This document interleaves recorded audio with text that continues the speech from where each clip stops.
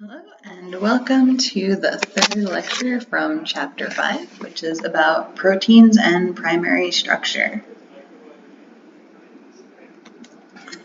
So in this chapter, we've already talked about protein purification and some things we can do to characterize proteins. And in this third lecture, we are now going to cover further characterization methods, including mass spectrometry, sequence determination, and we'll chat a little bit about protein evolution over time. So first we'll start by talking a little bit about one type of mass spectrometry called electrospray ionization mass spectrometry, or ESI-MS for short. So the way this method is set up, you start with your sample solution, which contains ideally just your protein. It can also have a mixture of different proteins, depending on what's in your sample, but it works probably best if you just have a single protein in it. This is fed through a capillary tube. This capillary tube is lined with metal so that it can hold an electron, it can hold an electric charge. So it's charged with a high voltage at normal atmospheric pressure, and this causes the proteins all to become highly charged. And then they are released from this capillary tube, and they're put through a low vacuum, which is in an atmosphere of nitrogen gas.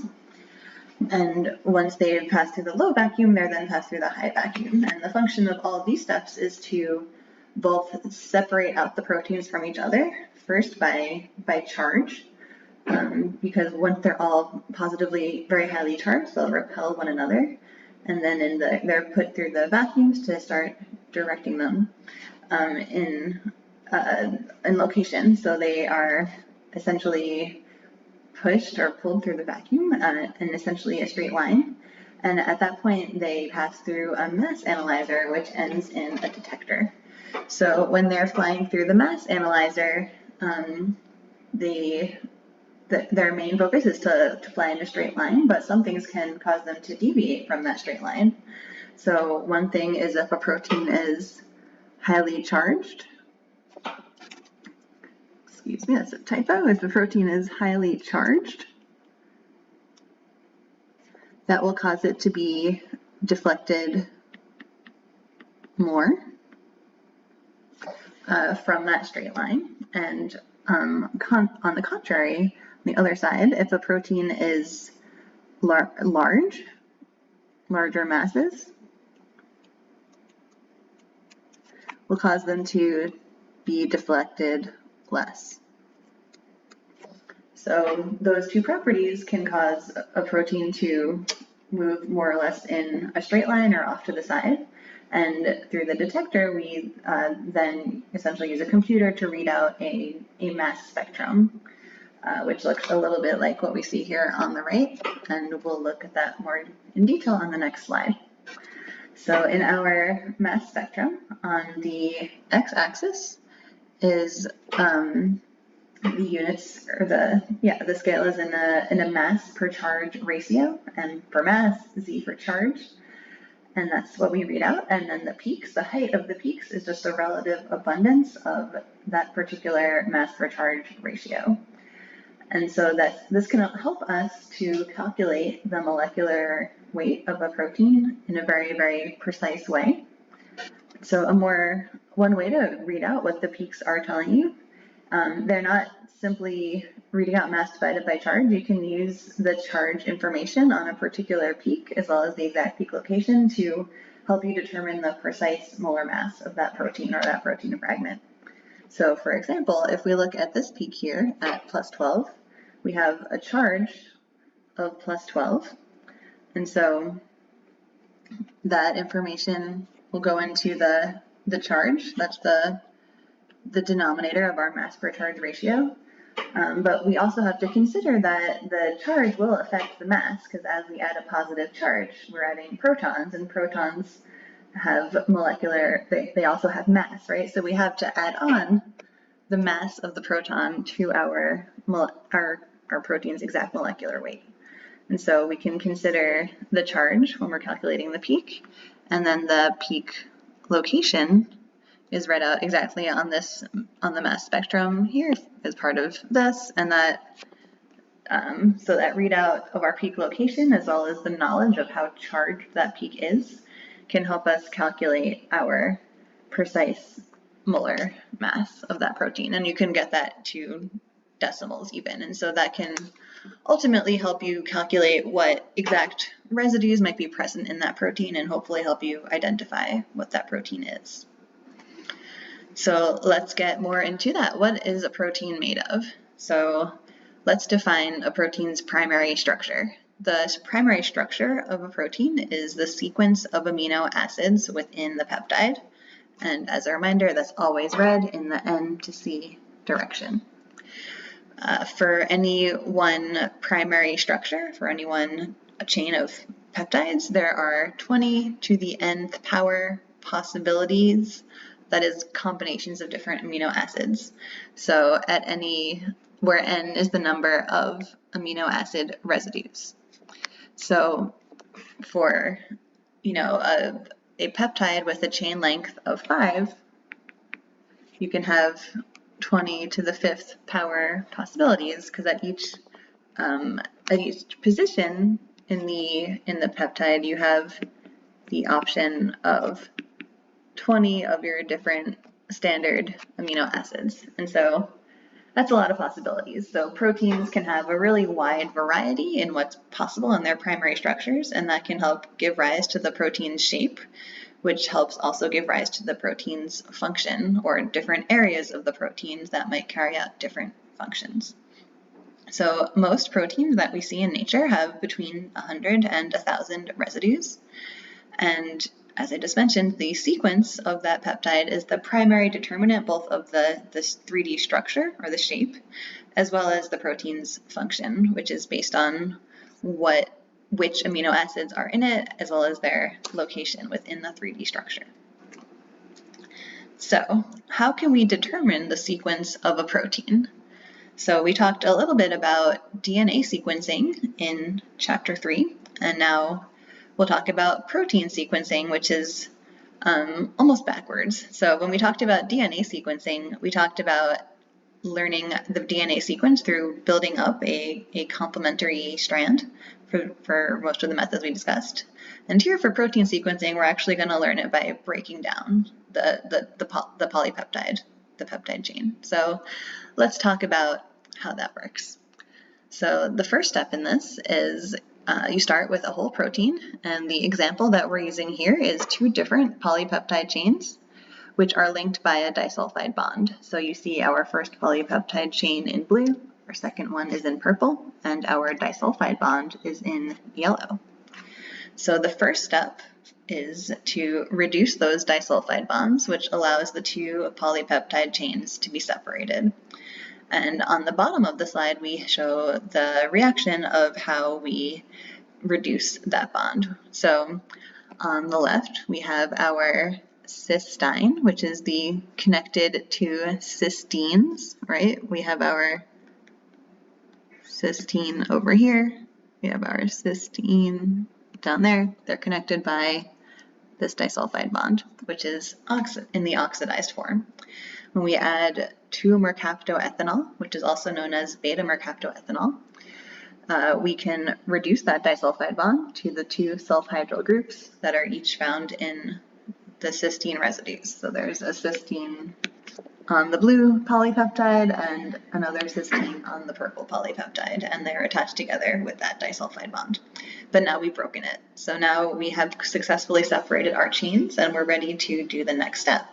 And so the next step of the sequence determination is using various methods to break down each polypeptide into smaller peptides, which we see over here. So we have a few options. We can use either chemical methods or enzymatic methods. For our chemical methods, one common chemical agent that's used for this purpose is cyanogen bromide, which is abbreviated CNBr. And cyanogen bromide always cleaves after methionine residues. So if you cleave the protein with cyanogen bromide, you will get fragments that are a particular length based on where the methionine residues are located throughout that polypeptide. So maybe there's a methionine here and a methionine here. So you might get, 3 different fragments out of this blue peptide, just as an example. Then as a second step, you can use a different method on the same two peptides, our blue peptide and our purple peptide, and generate a different set of peptide fragments. So maybe in this first part we used chemical methods.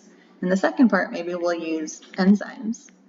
And enzymes, there are a variety of different enzymes that can cleave proteins before and after various residues that have different specificities.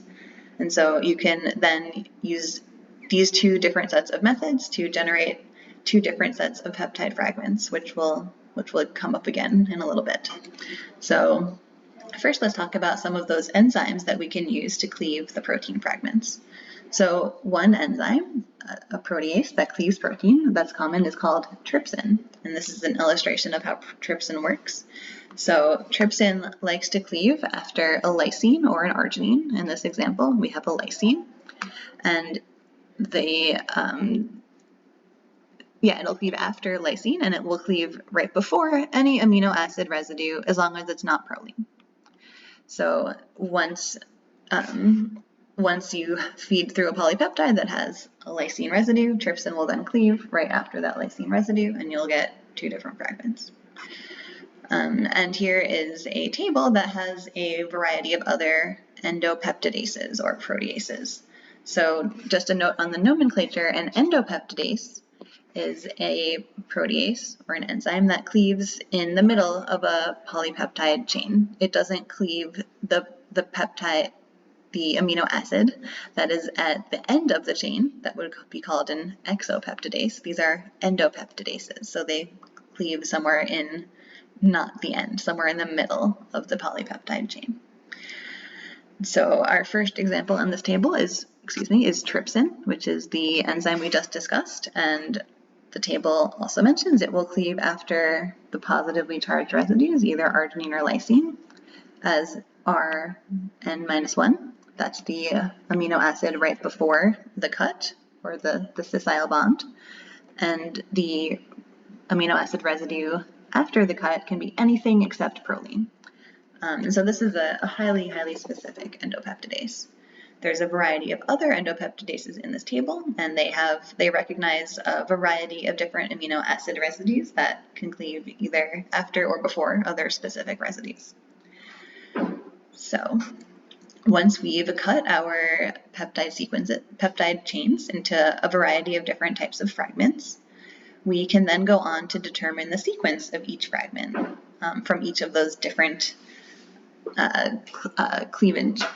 fragmentation methods. So how do we do that? We do a process that is called Edmond degradation.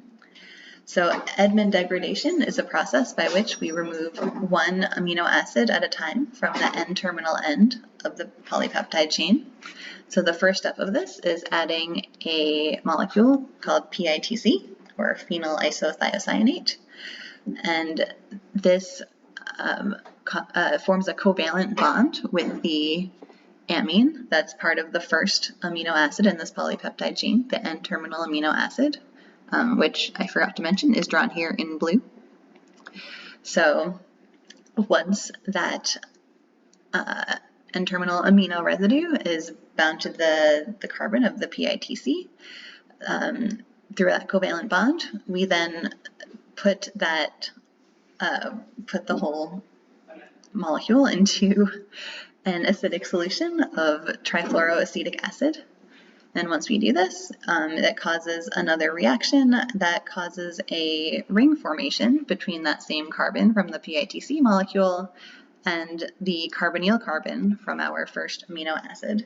And that causes that whole first amino acid to then detach from the polypeptide chain, and you end up with this thiazolinone derivative plus our original polypeptide that's missing the N-terminal residue.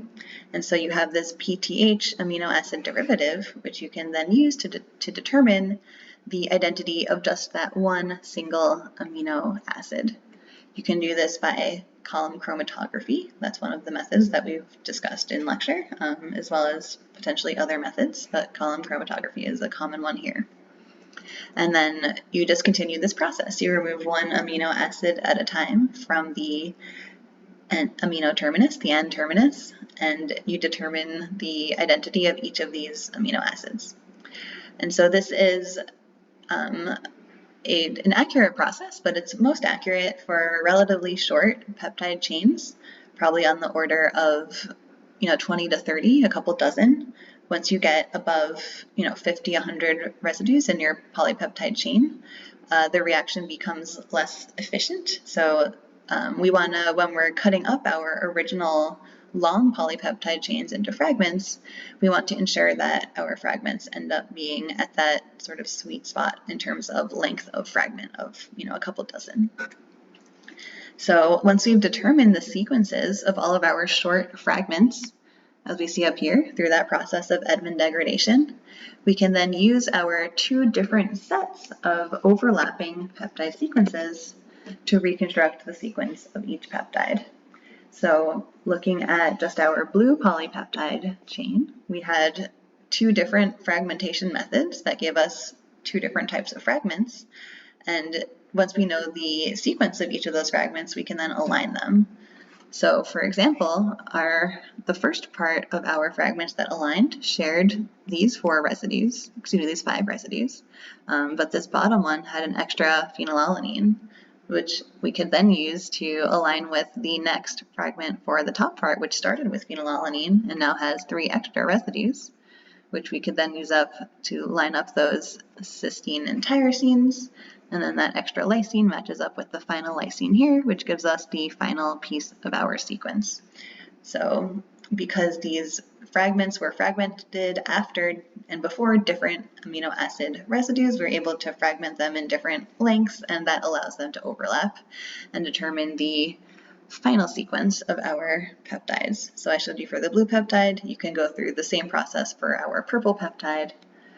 And then the last step there, once we know our 2 individual peptides, is to determine where was that disulfide bond. So in this example, there's only 1 cysteine residue in each polypeptide chain, so it's fairly obvious where the disulfide bond goes. It goes in between the 2 cysteines, but for the case of polypeptide chains that contain multiple cysteines, you'll have to do a little bit more detective work. And you'll do what they show here in step 5, which is where you repeat that whole fragmentation method, but you do it without breaking the disulfide bonds. And so the parts that you can't break up are the parts that contain that really strong disulfide bond containing those connected cysteine residues. So let's move on to talking a little bit about protein evolution. So as you might know by now, as DNA is replicated over time, random mutations can arise, and some of these mutations, these changes in nucleotides, can ultimately result in changing a protein's primary structure by changing an amino acid residue from one amino acid to a different amino acid. And that change in the primary structure might affect the shape or the function of that protein.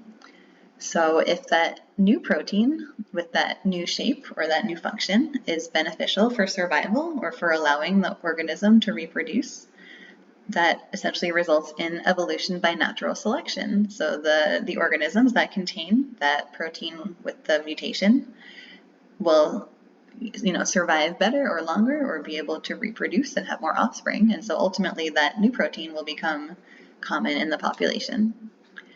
And we can learn about protein evolution over time by sequencing proteins from various organisms and comparing them to one another.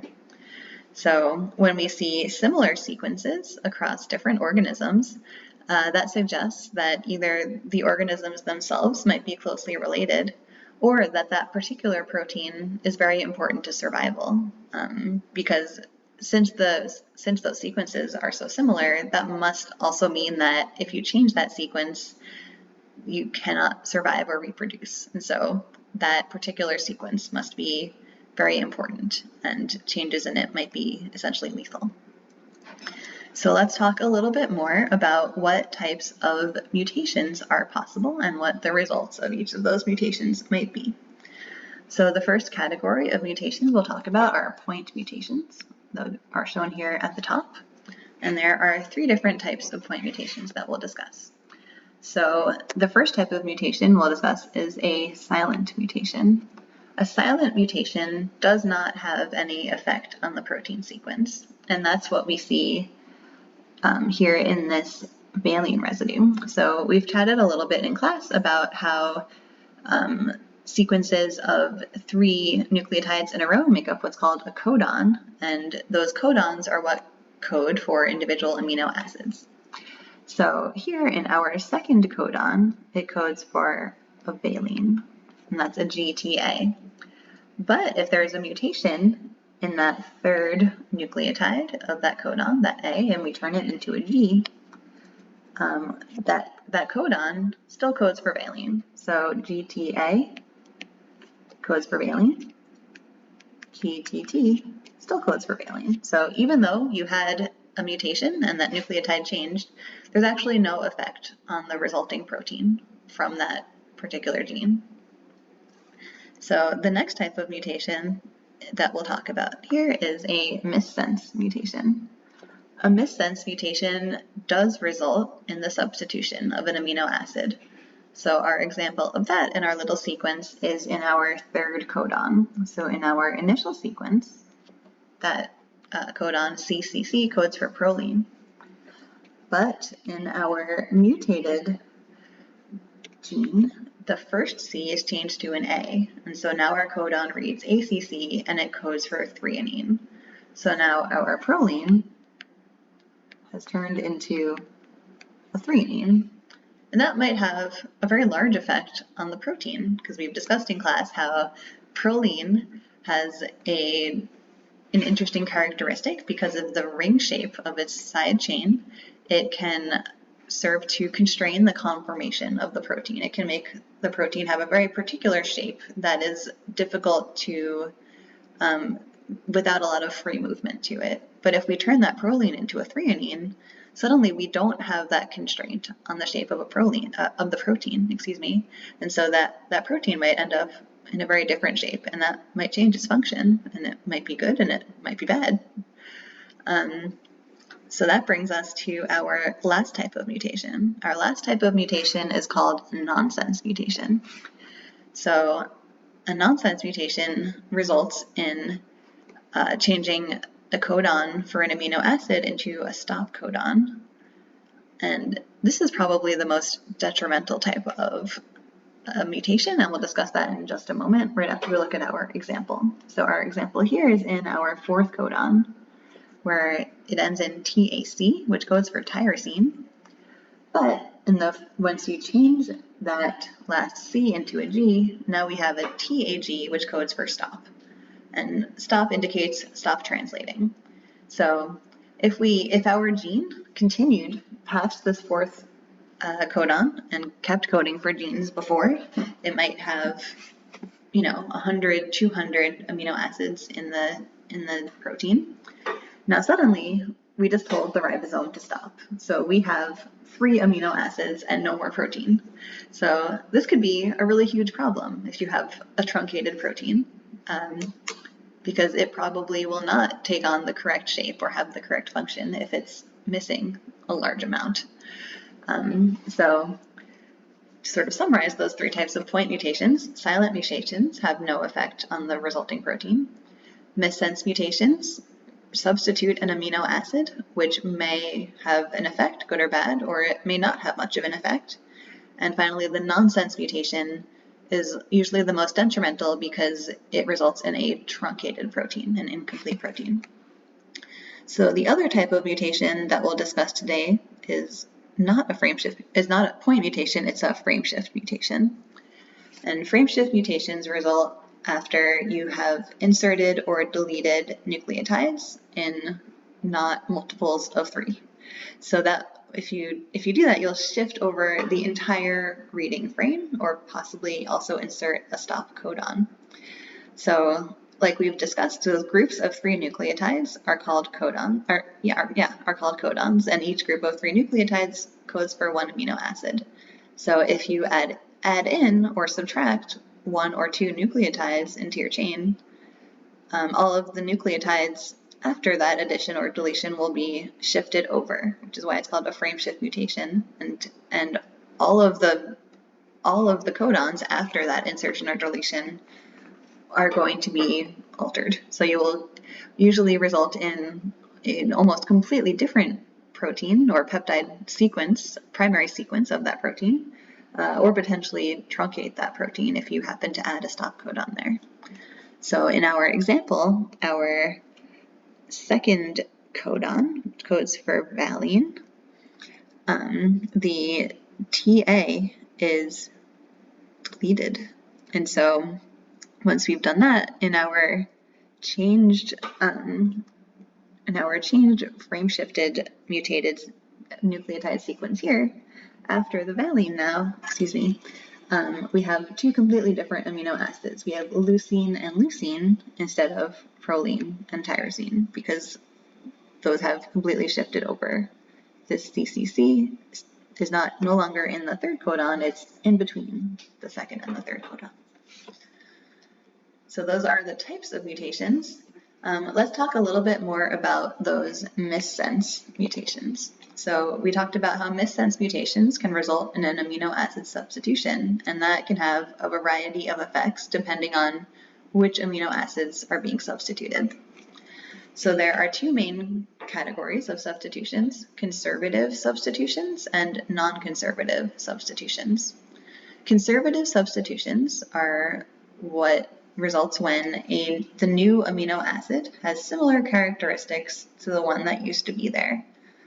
So, for example, if your old amino acid was aspartic acid and maybe it got changed to a glutamic acid, there might not be a big effect on the protein, right? Because both of those amino acids are hydrophilic, they're acidic, they have a negative charge to them. Or even if you had that aspartic acid and you changed it to, let's say, a polar amino acid like serine, it still might not have a huge effect because it's a polar amino acid. On the other hand, if you change that acidic aspartic acid into something completely different, like say a basic residue, which has an opposite charge, let's say you changed it into an arginine, then you might have a problem. You used to have a negative charge, now you have a positive charge. That could change that whole shape of that region of the protein. Or if that residue happens to be in the active site of an enzyme, it could change whether that enzyme can catalyze the reaction that used to catalyze. And that's what we call a non-conservative substitution, which is when the new amino acid has very different characteristics from the original amino acid. And so when we look, then that's why it's helpful to sort of organize our amino acids into those different types. The acidic, which are negatively charged, the basic, positively charged ones, our uncharged polar ones, and our hydrophobic ones. Generally, if you change amino acids within a category, it's not as big of a deal, but if you go between different categories, it can have a really huge effect on the protein's function. And I also just want to note here that the way people categorize these different amino acids into different categories does have some variability to it. So when we talked about the different amino acid side chains and the 20 different main amino acids, we talked about cysteine being a polar amino acid. But in this particular categorization, it's placed under the hydrophobic ones.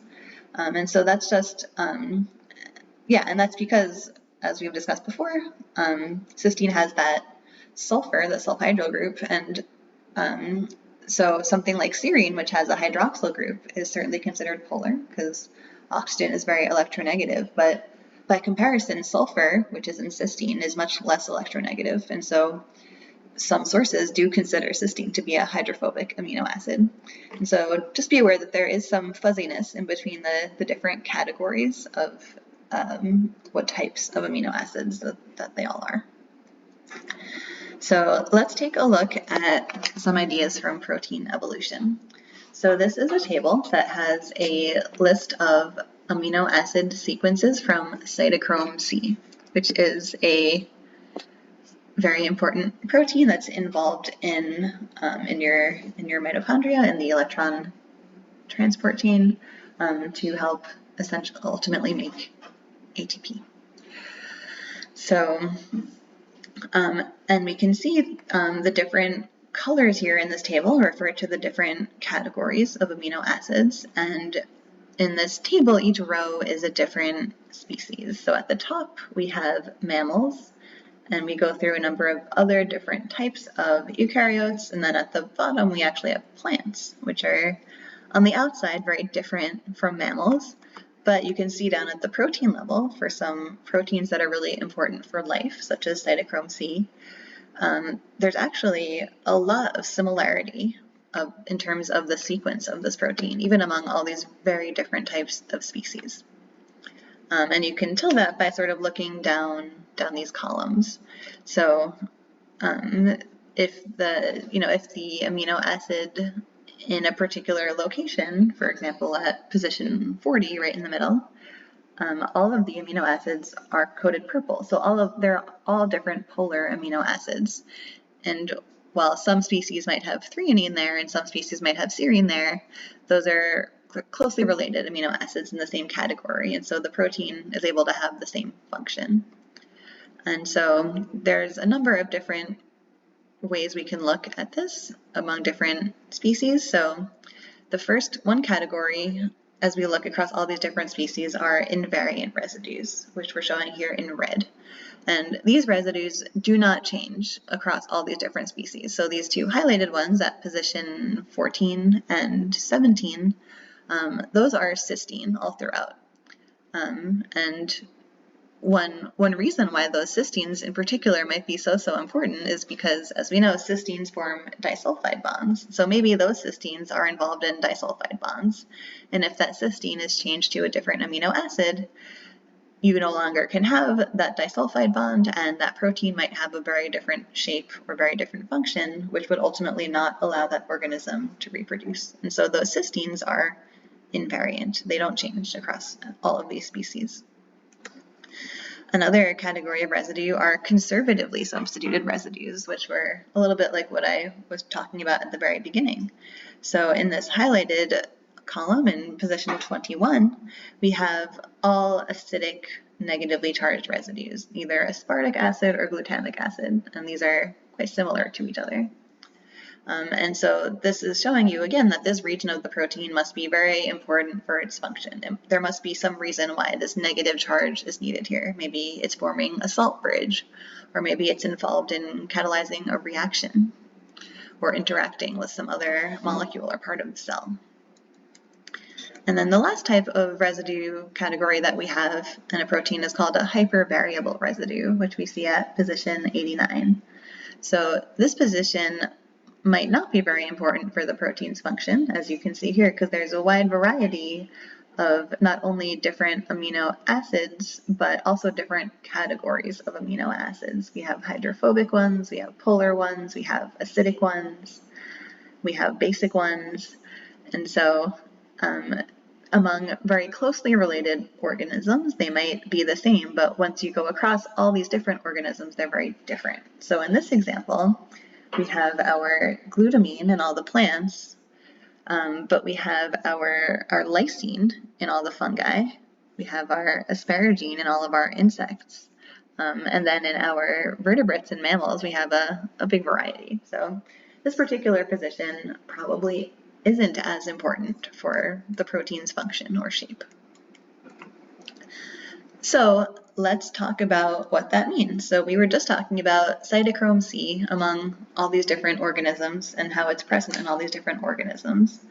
And so we might guess that the cytochrome C in particular among all these organisms might all of the species in this list a long time ago must have maybe shared some kind of common ancestor that had an ancestral cytochrome C gene that has changed a little bit over time as these different species have evolved.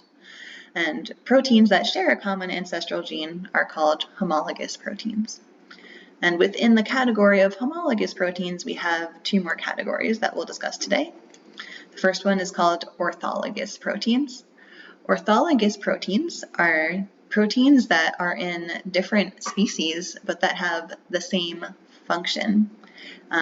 They might not necessarily have the same sequence, but they have the same job. Another type of homologous protein is a paralogous protein. Paralogous proteins can be from within the same species or among two different species, and they are the result of a gene duplication. So there was one common ancestral gene, and at some point that gene entirely copied itself, and over time those two different genes might have evolved into having two different functions, but they do essentially have the same common ancestor because one was duplicated from another one a long time ago. So both paralogous and orthologous proteins are both types of homologous proteins for that reason, because all of these proteins are proteins that share common ancestral genes. So with that, now you should be ready to answer the protein characterization other practice questions.